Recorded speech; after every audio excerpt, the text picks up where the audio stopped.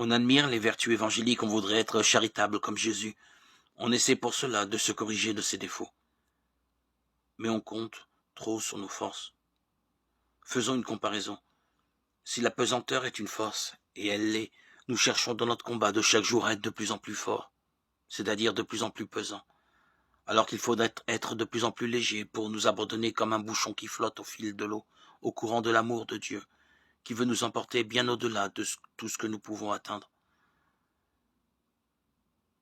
Croire aux merveilles que la grâce de Jésus veut opérer dans notre vie. Cette grâce est un ferment, c'est-à-dire qu'elle ne nous met pas en dehors de la lourde patte de notre existence quotidienne. Elle est en plein dedans pour la faire lever.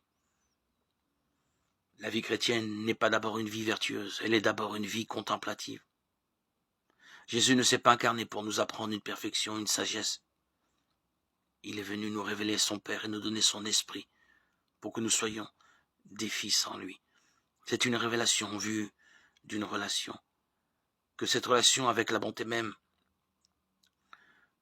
car Dieu seul est bon, nous rende bons et saints. C'est vrai, mais c'est une conséquence et non un préalable. L'unique nécessaire, c'est de se rendre docile et dépendant de ce Dieu qui est charité. L'amour de Dieu est toujours plus grand que ce que nous pouvons imaginer, et il s'étend même au-delà de tous les péchés que notre conscience peut nous reprocher.